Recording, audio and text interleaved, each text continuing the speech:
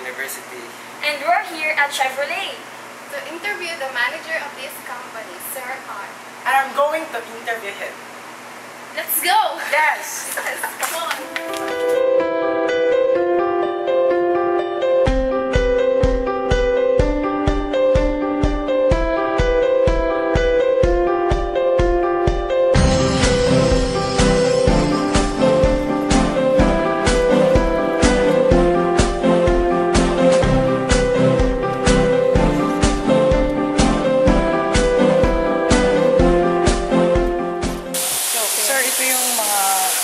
Questions namin. Sige lang. So, first, question is, why are you an engineer? Why I'm an engineer? Because ever since when I was a kid, yun yung dream kong profession. Actually, maraming field ng engineer. So, nandun ako sa aeronautical engineering. So, sir, what your motivations in taking up the course? Because of yung love ko sa aircraft, aeroplano. Ever since, sabi nga kanina, ever since bata ako, hilig kong magpiloto, hilig kong makalikot ng mga makina ng sasakyan. So, yun ang nag-motivate sa akin para kunin yung aeronautical engineering. And other thing, because of yung father ko is a mechanical engineer. So sir, what or who inspired you to become an engineer? Father ko. So may mga problem talaga tayo na ma-encounter sa journey natin toward success. So what are the problems that you encountered on your way to become an engineer? Financial. So, sir, what are the techniques or strategies that you use to overcome these struggles? Ano lang, maging yung creative and resourceful. Are you contented with your job right now? Yeah. So, how does it feel to be in your profession? As long as you love the profession, your career, and you enjoy the job, the task, enjoy mo talaga yan. So, another question is that what motivates you to do well in your job? Because of love sa profession, sa career. And always bear in mind na magtatrabaho pa, you have to do extra mile para mag-exceed ka doon sa expectation. Not only for yourself, but also for the company. And kasi sa profession namin, at the end of the year, meron kaming ina-expect na reward. Not only for the reward, kasi ano yun yung fulfillment mo once na at the end of the year, naka-receive ka ng award na Best in After-Sales Service, Best in Service, Best in Technician, Best Service Manager. So, sa akin, fulfilling yun as my profession. And besides, nagiging part ka ng industry. Kahit saan ka magpunta, kilala ka. So this question is like if you're given a chance to change your profession, what would it be and why? Change ng profession. Another profession that I probably na ma-take ko is yung culinary art. Kasi mahilig ako magluto.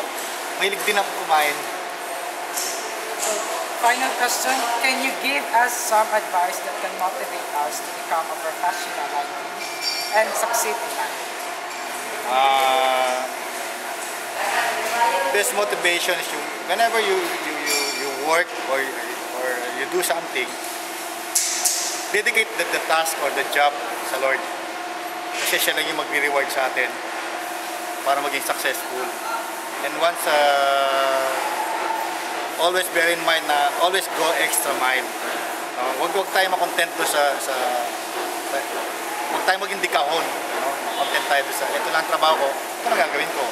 But go extra miles and maging masipag ka, then you will become a leader. So, nakita niyo yung table ko sa office? Opo. Yung side. Kunan niyo yung side doon. Meron doon mga motivational na nilagay ako doon. So, yun lang ang gawin yung guide.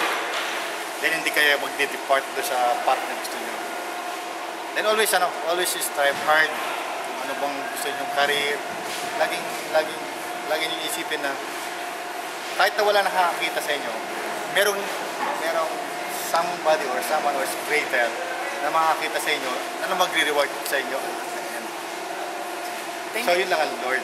Thank you po, sir. Okay, thank you very much. Thank you. Yun lang? Sige. Thank you. Maraming bagay. Ang ano nyo lang, ano ba yung pwede kong matutunan sa company? Ano ba pwede kong matutunan sa work? Ano ba pwede kong matutunan sa school? Ako nag-aaral ng ganitong course. Diba?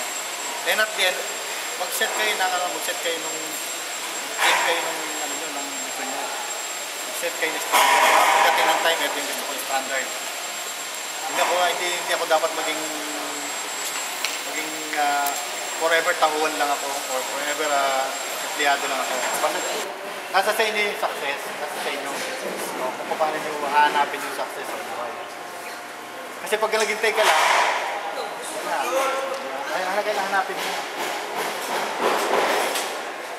At maraming opportunity. Kaya lang kasi yung iba sinabi, walang mahirap ang buhay sa Pilipinas, walang trabaho. So hindi naman nakahanap. The best motivational book na pwede nyong aralin, yung Bible, nandun lahat. Nandun yung mga motivation sa pagtatrabaho, sa bahay, sa pamilya, kaibigan, sa asawa. Basahin nyo lang lagi yun. Marami kayong mapupulot. Pero sir, may mga opportunity rin na dumating sa'yo na magtrabaho sa ibang bansa, parang gano'n. Actually, kagagaling ko lang ng Papua New Guinea. Okay. Nakapunta na rin ako ng Sudan, sa North Africa, sa Brunei. Saka nakapasyal na rin ako ng Japan, ng Truk, tsaka Pohnpei, Egypt. Yun yung mga opportunity. Pagka nagtatrabaho ka na, at yun yung mga opportunity na pwede mong ma-achieve, makapasyal, maganda yung performance mo sa company, ikaw papadala sa training. So sir, paano mo gina-prior yung family mo sa family mo ba? Parang may time. Oo. Ako kasi, yung lalo na nung maliliit yung anak ko, sinasama ko sila sa office. Kasi para makita nila kung ano ba yung ginagawa mo sa trabaho. Ano? O kaya mong panoorin ka lang nila. No? Panoorin ka lang. Kasi hindi mo maituturo sa kanila yung magandang qualities kung sasabihin mo lang. Kailangan ipakita mo rin sa kanila. Kaya sila, kasi ganun din ako nung maliit eh. Pag sinasama ako ng father ko sa office niya, sasabihin ko, ay, paglaki ko, mas higit ako doon sa father ko. Ganito rin ang trabaho ko. Manager din ako. So nakikita ko yung Kaya nung nagtatrabaho na ako, it so happened na yung dati niyang opisina, naging opisina ko rin. Although different companies. But the same place, isang building lang yun. At kaya sabi ko sa mga kasama ko, sawa-sawa na ako dito sa building na to dahil dito rin ako naglagi noon. Pag yung father ko pumapasok, sinasama niya ako. Then yung sa performance, lagi na at the end of the year, kailangan meron akong trophy. Kailangan meron akong na-achieve, meron akong awards, merong quality yung trabaho ko.